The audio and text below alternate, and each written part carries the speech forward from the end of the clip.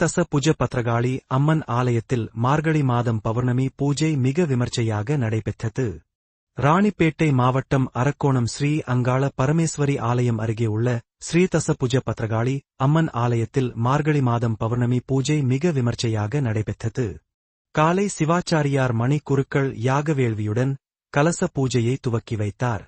அதைத் தொடர்ந்து யாக வேள்வியில் வைக்கப்பட்டிருந்த புனித நீர் கலசம் பர்வத ராஜகுல மீனவர் முன்னேற்ற சங்க செயலாளர் செல்வம் ஆலோசனை பேரில் முன்னாள் கவுன்சிலர் சரவணன் ஊர்வலமாக ஸ்ரீ தச புஜ பத்ரகாளி அம்மன் ஆலயத்திற்கு கொண்டு வந்தார். அதை பெற்றுக்கொண்ட பூசாரி மணி கலசத்தில் இருந்த புனித நீரால் அம்மனுக்கு அபிஷேகம் செய்தனர்.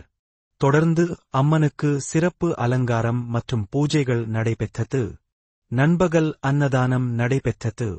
இதில் ஏராளமான பக்தர்கள் கலந்து கொண்டனர்.